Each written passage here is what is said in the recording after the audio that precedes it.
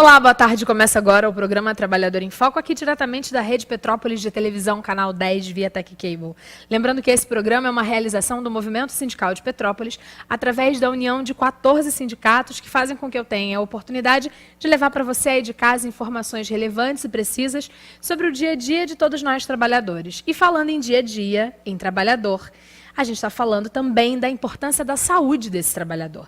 E nesse mês de novembro, um assunto é muito discutido, mas às vezes a gente não entende muito bem o que é. Ou seja, nós estamos no Novembro Azul, que é um mês que fala um pouquinho sobre a importância da prevenção, detecção precoce e tratamento do câncer de próstata. Para conversar com a gente no programa de hoje, o médico urologista Dr. Rafael Gabrichi. Fica com a gente que a gente volta rapidinho.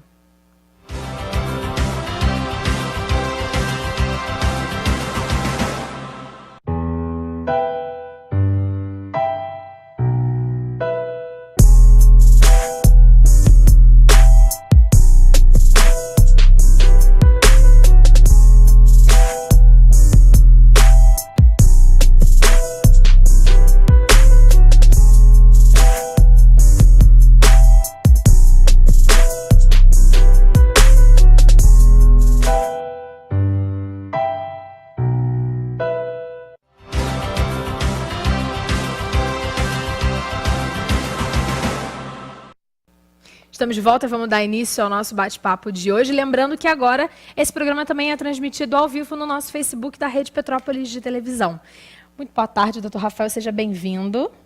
Boa tarde, Carla. Queria agradecer a oportunidade de estar aqui falando um pouquinho sobre a próstata nesse mês que nós temos a campanha do Novembro Azul. Com certeza. Vamos começar do básico. A gente ouve o tempo todo falar sobre câncer de próstata. Talvez o nosso telespectador não saiba, mas é o câncer mais comum nos homens, não é? Mas, afinal de contas, o que é a próstata? Carla, isso é uma coisa que assusta muitos homens. A próstata é uma glândula que ela tem a função reprodutora. Então, no homem, ela produz um líquido que se junta aos espermatozoides e ao líquido da vesícula seminal, que formam o sêmen, que trabalham na fecundação quando o homem vai fecundar a mulher. Então, ela é uma glândula do nosso sistema reprodutor. Maravilha. Então, e onde ela fica localizada? Ela fica localizada na pelve masculina, próxima ao ânus, abaixo da bexiga. Então, ela é uma localização que fica na pelve, entre os ossos da pelve, e fica numa posição bem funda, próximo ao reto, né? Então, por isso que a gente tem acesso e faz o toque retal.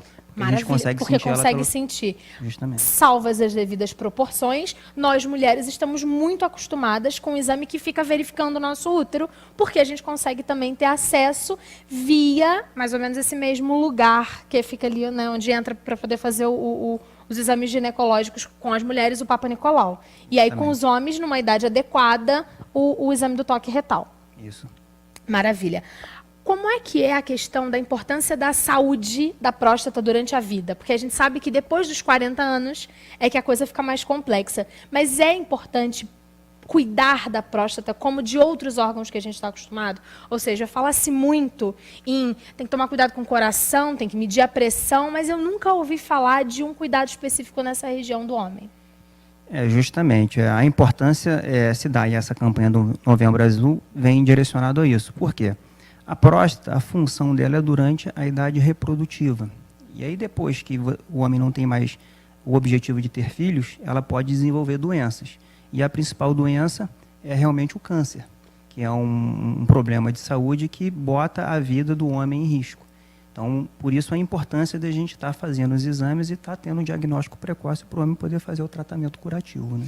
Nós já falamos do toque retal, vamos falar com ele dele ainda com mais cuidado durante o programa, mas a gente está acostumado a falar sobre exames de uma forma geral.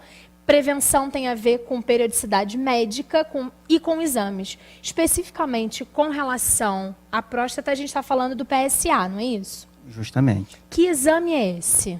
O PSA é um marcador. É importante a gente falar que é um marcador da próstata, da glândula.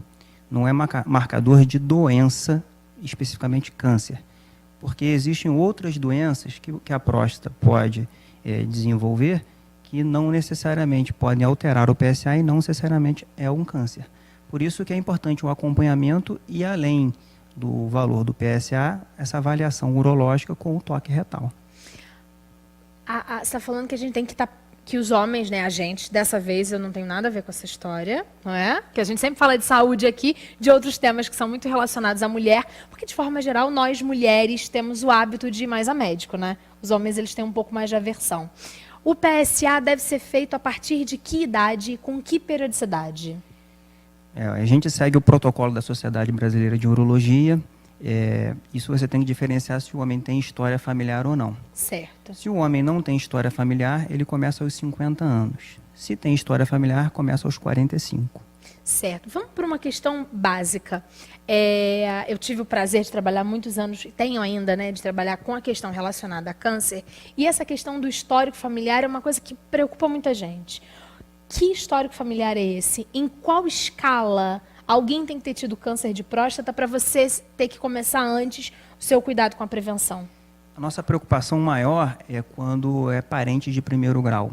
Certo, então a gente está Pai, falando do irmão, pai. Isso aí gera uma preocupação maior e a gente tem a tendência a começar o preventivo mais cedo, né? A gente fala de preventivo, mas na próstata, geralmente, o que a gente faz na prática é o diagnóstico precoce. Porque o câncer não tem como você prevenir. Na verdade, a prevenção são hábitos saudáveis de vida, mas especificamente é diferente do câncer de colo de útero, que a mulher faz o preventivo, faz a conização e ela não desenvolve o câncer. Certo. A próstata é diferente, a gente faz o diagnóstico precoce e esse homem, com o diagnóstico precoce, nós podemos fazer o tratamento curativo. Maravilha. Ainda falando um pouquinho sobre o PSA, porque muita gente acha, e eu sei que isso é por conta de um preconceito estabelecido nos homens, por conta do medo do toque retal, acham que apenas com o PSA vai ser possível diagnosticar um câncer de próstata. Isso é verdade ou é mito para encobrir o preconceito? Isso é mito e é muito importante essa sua pergunta, estarmos discutindo isso, porque existem tumores agressivos indiferenciados que o PSA não altera. Na prática clínica, se esse homem só faz o PSA, não faz o toque, e se ele desenvolve um tumor indiferenciado, que apesar de raro existe, claro, doença dá em gente. Dá em gente. E aí é aquela situação, é necessário toda consulta anual, o PSA, a avaliação urológica e o toque. Com esses exames, e ocasionalmente, se o toque tiver alguma alteração, o médico pode prosseguir a investigação e dar o diagnóstico. Eu me lembro que numa das nossas conversas, antes desse programa aqui, num outro momento, tem quase um ano esse papo, mas eu não me esqueci, que é importante avaliar a curva do PSA, as alterações no PSA. É isso mesmo. Por isso a importância da continuidade da verificação, essa questão da consulta anual? Justamente. Um dos fatores, um dos índices que nós usamos no dia a dia é a velocidade de crescimento do PSA. Uma vez que esse homem fez a primeira consulta, a gente conhece o valor do PSA dele, a gente conhece como é a próstata dele, e essa avaliação anual, caso esse PSA fuja da curva, a gente faz a relação do PSA livre sobre o total. E outros fatores que a gente usa, nós teremos a oportunidade de solicitar uma biópsia para esclarecer o diagnóstico, se esse homem tem ou não um câncer na próstata. A gente falou que a próstata tem outros tipos de patologias. Quais são as principais, assim, as mais conhecidas ou as mais comuns, que de forma geral a gente não comenta? Na prática clínica, uma doença muito comum, que inclusive é muito confundida com câncer, é a hiperplasia prostática benigna. E essa doença ela é muito sintomática.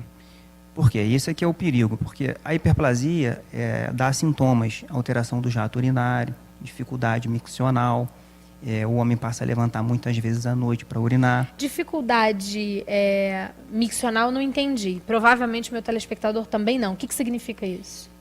Dificuldade para urinar. Para urinar. Preso, né? Geralmente o paciente chega ok. para a gente e fala assim, doutor, o jato está preso. Tenho vontade, o homem, né? Tem vontade, vai no banheiro e não consegue fazer xixi. Justamente. Ok, E maravilha. ele fala, doutor, eu sinto que não saiu tudo, que eu esvaziei incompletamente a bexiga. minha bexiga. Ah, ótimo. Então esses sintomas são sintomas de hiperplasia. O câncer de próstata, para dar esses sintomas, significa que a doença possivelmente já está avançada. Avançada. Por isso o diagnóstico precoce, por isso que preconizamos que façam os exames todo ano. Por quê? O câncer na fase inicial ele é assintomático. Assintomático, não tem sintomas visíveis, não tem sintomas perceptíveis, você está vivendo a sua vida normalmente, você já está com câncer, só ainda não foi diagnosticado. Então, é bom que caia aquele mito de que quem procura acha, vai no médico e descobre a doença. Na verdade, a doença já estava ali, já estava acometendo e cada dia piorando, é isso? Justamente. E se ele esperar ter algum sintoma para procurar o médico, se for um câncer, possivelmente esse câncer não tem possibilidade de cura. Se o nosso telespectador, trabalhador, ainda está embutido, ainda está dentro dessa parcela de homens que tem medo de fazer o exame do toque retal e começou a sentir alguns sintomas, que sintomas podem denotar um benigno ou um maligno para CA de próstata? Na prática, esses sintomas... só o médico especialista ele pode, fazendo os exames, diferenciar uma doença da outra. Certo. O paciente, no dia a dia, não tem um sintoma específico. Geralmente, quando a próstata já está com uma doença avançada, um câncer avançado, ele começa a ter sintomas. Se a hiperplasia já está numa fase evolutiva, ele começa a ter sintomas. Mas na fase inicial, geralmente, as duas doenças são assintomáticas. Né? O que é, na verdade, um problema muito grande, se a gente for parar para pensar, que a maior parte dos homens não vai fazer os exames periódicos, né? Justamente. E esse mito tem que cair. O homem, ele tem medo. Na verdade, o homem ele sempre foi visto como viril, forte, que ele não adoece. E aí, o ambiente do consultório, o ambiente hospitalar, é um ambiente hostil para ele. Então, esse paradigma a gente tem que não pode suportar mais. Por quê? O homem adoece, o homem, além do câncer de próstata, ele tem outras doenças, entendeu? Então, o urologista não cuida somente da próstata. Existem várias outras doenças do homem que o urologista tem que acompanhar e tem que diagnosticar. Agora eu queria fazer uma ressalva. O urologista também não é médico só de homem, né? E eu tô fazendo esse parênteses porque você operou minha mãe. Então, assim, isso é um confronto também? Justamente. Na verdade, eu ia chegar nesse ponto, porque tem aquele mito popular que o urologista é só médico de homem. Não. O urologista, ele trata do sistema urinário, masculino e feminino, e do sistema genital masculino. Então, é muito frequente nós cuidarmos de mulheres com cálculo renal, com incontinência urinária e outras doenças que são muito frequentes. Maravilha. Eu achei importante a gente falar isso, porque, assim, na minha ignorância médica, durante muito tempo, eu, como quase todo mundo, achava que o urologista era o ginecologista do homem, salvo as devidas proporções. A gente vai fazer um breve intervalo, volta no próximo bloco, dando continuidade a esse bate-papo. Fica com a gente que a gente volta rapidinho.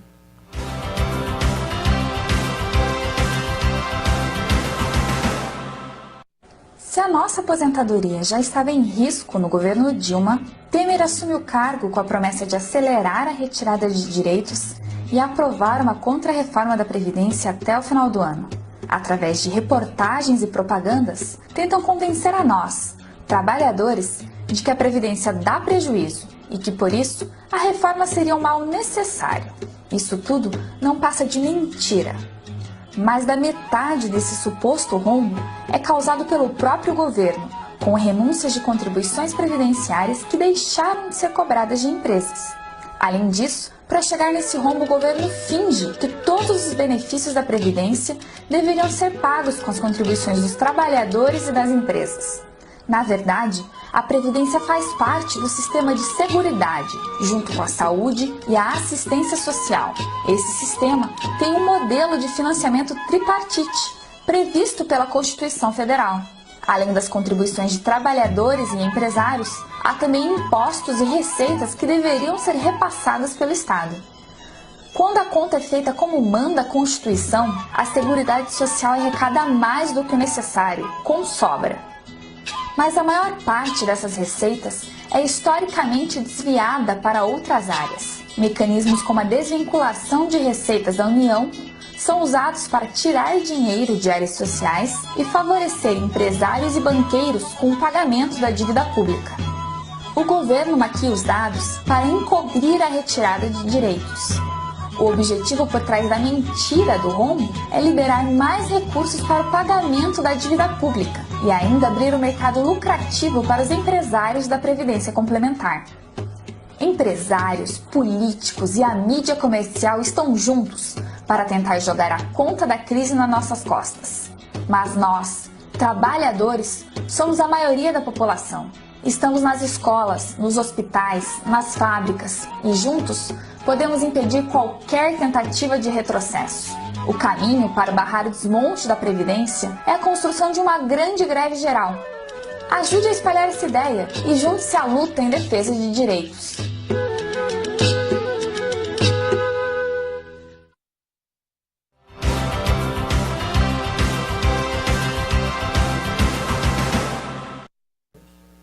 Estamos de volta com o programa Trabalhador em Foco.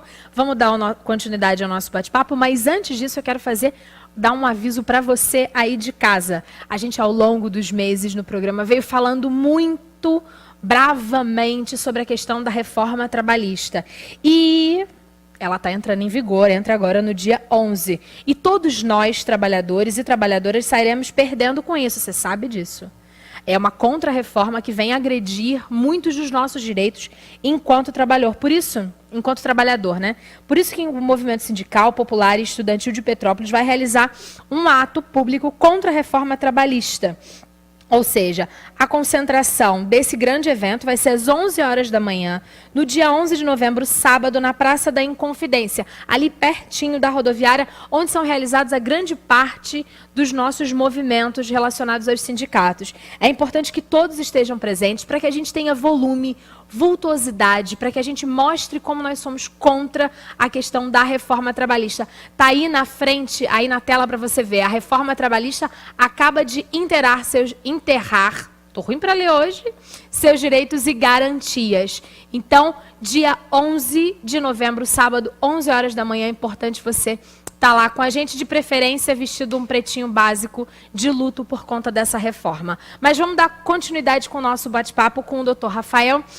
Queria também agradecer, a Kika Zarlotti mandou uma mensagem para a gente, está assistindo o programa ao vivo pelo Facebook. Obrigada, Kika. Fico muito feliz de você estar assistindo a gente. É bom saber que a gente está sendo assistido, que tem gente gostando do que a gente está discutindo aqui, né, doutor Rafael? É muito importante até para a população estar interagindo e estar se envolvendo com seus familiares, estimulando ele a fazerem os exames. Né? Maravilha. Uma palavra, na verdade, que você usou lá no primeiro bloco, no comecinho do seu discurso, era a respeito desse discurso que o homem é viril. E uma das questões que eu já ouvi falar, que os homens ficam desesperados com relação ao câncer de próstata, é a questão relacionada à virilidade. E aí a gente está falando do sistema reprodutor, da questão sexual propriamente dita, pós-diagnóstico e tratamento de câncer. Como é que significa isso na prática?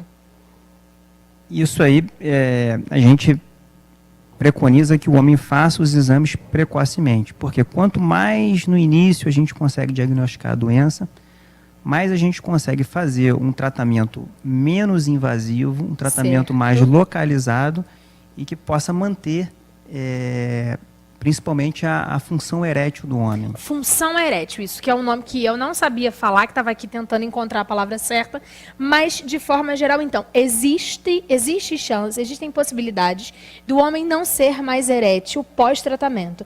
Mas se ele não teve medo, não teve vergonha e fez os exames precocemente, essas chances são diminuídas. Sim. Hoje a gente faz cirurgia com preservação do nervo que mantenha a ereção, entendeu? E aí, dependendo, se essa doença já estiver avançada e o homem fizer a cirurgia e ele ficar com disfunção erétil, ele não precisa ter medo, porque existem tratamentos. Hoje existe implante de prótese. Da mesma forma que a mulher coloca prótese na mama, o homem pode colocar uma prótese no pênis, entendeu? Isso eu não sabia. Isso é normal? Isso se chama Único de Saúde Paga? Como é que é essa demanda para manutenção da vida sexual do homem pós-tratamento de câncer?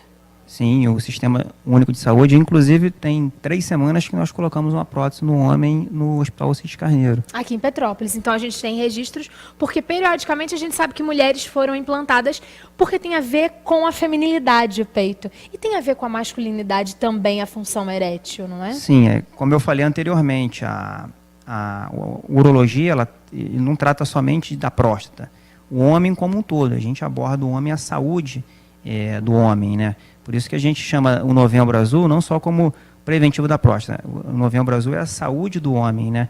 Então, esse paciente em si, ele não necessariamente ele precisa ter feito cirurgia de próstata para ele ter uma alteração da função erétil. Se a gente for pensar do papel do urologista no tratamento do paciente antes, durante e após o tratamento de câncer, qual é o papel do profissional urologista nesse momento? O profissional urologista, ele cuida, assim como nós falamos anteriormente, do homem e da mulher. No câncer da próstata especificamente, ele é o médico responsável por dar o diagnóstico. Ele é o médico responsável por fazer o tratamento do paciente. Vamos dar um exemplo, uma cirurgia de prostatectomia radical para retirada da próstata. E depois da cirurgia, ele é o médico que acompanha como está a evolução e os possíveis efeitos colaterais dessa cirurgia. Entendeu? Então, ele acompanha se o câncer está controlado.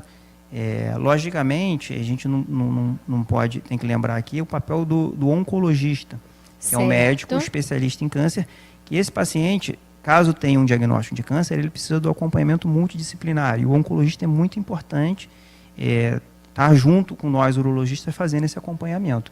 Em Petrópolis, a gente tem um grande centro de referência na área da oncologia, que é o CTO, e tem também o CON, e a gente tem um centro de radioterapia, e muitas das vezes vocês se comunicam para falar especificamente de cada paciente, né? O urologista, mais o oncologista e o radio-oncologista. São esses três profissionais, são esses três personagens que cuidam desse paciente. Sim, e é muito importante porque é frequente a gente ter que discutir caso a caso, porque o tratamento é individualizado. Nem todo paciente é igual, nós somos pessoas diferentes, temos doenças diferentes e é importante essa interação para que a gente discuta e tenha o melhor tratamento para cada paciente, né? Nesse pensamento de que o tratamento é individualizado, que cada pessoa é única, é também importante a gente ter um médico urologista de confiança. Sim. Na verdade, acho que a relação médico-paciente é uma relação de extrema confiança, né? Certo. Você procura o profissional que te passe confiança, que olhe os seus exames, que te atenda corretamente, que tenha paciência para te ouvir. Eu acho que, de forma alguma, o paciente vai confiar num médico que não examina corretamente, não lhe escuta. E isso é muito importante, não só na próstata, não só na urologia, mas na relação médico-paciente em geral, né? Eu acho muito interessante da gente levantar essa questão, porque, além de jornalista, eu sou cidadã. E enquanto mulher, né, eu tenho os meus médicos de confiança, as pessoas com as quais eu tenho esse relacionamento médico-paciente. E eu acho muito importante quando você sabe, né, que você pode contar com o médico, né? Eu tive uma crise de labirintopatia, de labirintite, fiquei 2 dias de cama, liguei para minha médica, que eu vou mandar um beijo para ela, a doutora Ana Silvia, minha otorrino, e a Ana Silvia na hora me atendeu, me auxiliou, porque eu nunca tinha tido, e o cuidado que ela teve comigo, sabendo quem eu era, né, por telefone e depois, é claro, indo na consulta e tomando os medicamentos, fez com que eu tivesse segurança para me manter em dia com os meus exames. Isso é muito importante, não é? O médico saber quem é o paciente e vice-versa. Justamente, isso aí fala em confiança, né? Então, se você confia no seu profissional, sabe que está te tratando e vai buscar os melhores tratamentos, as melhores condutas para poder resolver o seu problema, né? Maravilha. A gente está chegando no final do programa. Queria que você fizesse suas considerações finais para a gente terminar o programa de hoje. Primeiramente, queria agradecer a oportunidade de estar aqui com vocês, estar falando sobre próstata, sobre o câncer de próstata, ainda mais nesse mês especificamente, né? E falar para você, homem, para você, para a família em geral, a mulher que está assistindo, para estimular o seu marido, que ele faça acompanhamento anual, que o homem procure o médico, não tenha preconceito de fazer o exame anual. Só dessa forma a gente pode fazer o diagnóstico precoce e curar, devolvendo o homem para as suas atividades e para a sua vida com a sua família. Maravilha. Obrigada, doutor Rafael. Foi um grande prazer conversar com o senhor. Obrigada por ter ficado com a gente. A gente volta na próxima semana com um novo programa, sempre com um tema especialmente pensado para você, trabalhador. Um abraço grande e até lá.